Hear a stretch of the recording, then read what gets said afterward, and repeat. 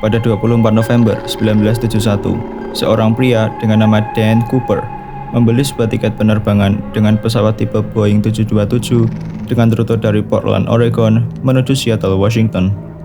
Beberapa saat setelah lepas landas, Cooper memanggil pramugari pesawat di sampingnya dan memperlihatkannya sebuah gabungan 8 stick bom dynamite yang ia bawa dalam kopernya. Cooper lalu memberikan sebuah catatan kecil yang berisikan sejumlah permintaan, yaitu uang tebusan berjumlah $200.000 dalam bentuk cash, 4 parasut, dan truk bahan bakar yang siap mengisi ulang pesawat ketika mendarat di Seattle. Catatan tersebut langsung diberikan kepada pilot pesawat yang kemudian menghubungi pihak kepolisian Seattle untuk memenuhi permintaan Cooper. Pesawat kemudian berputar-putar selama 2 jam di kawasan Puget Sound sembari menunggu kepolisian menyiapkan uang tebusan beserta 4 parasut. Pada pukul 17.39, Cooper diberitahu bahwa keinginannya telah terpenuhi, dan sebagai gantinya, Cooper setuju untuk menurunkan para penumpang serta sebagian dari kru pesawat ketika mendarat nanti. Pada pukul 19.40 setelah pengisian bahan bakar, pesawat kembali lepas landas menuju Mexico City dan diminta untuk tetap terbang di bawah ketinggian 10.000 kaki.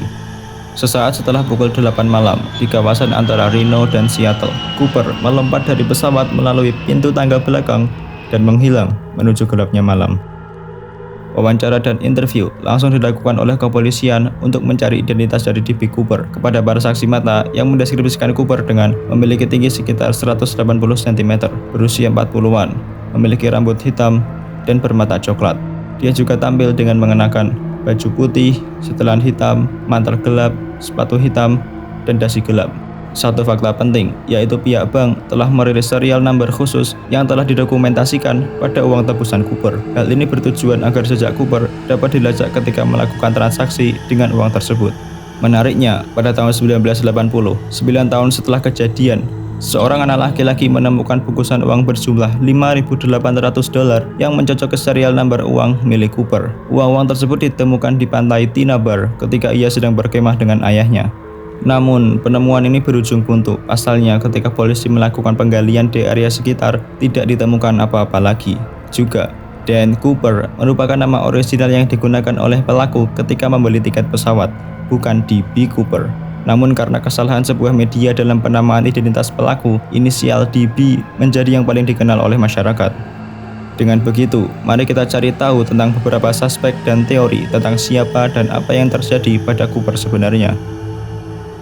Suspek pertama adalah Richard Floyd McCoy, yang merupakan suspek favorit dari FBI. McCoy ditangkap karena kedapatan kasus pembajakan pesawat yang cukup mirip dengan D.B. Cooper, seperti sama-sama membajak pesawat tipe Boeing 727.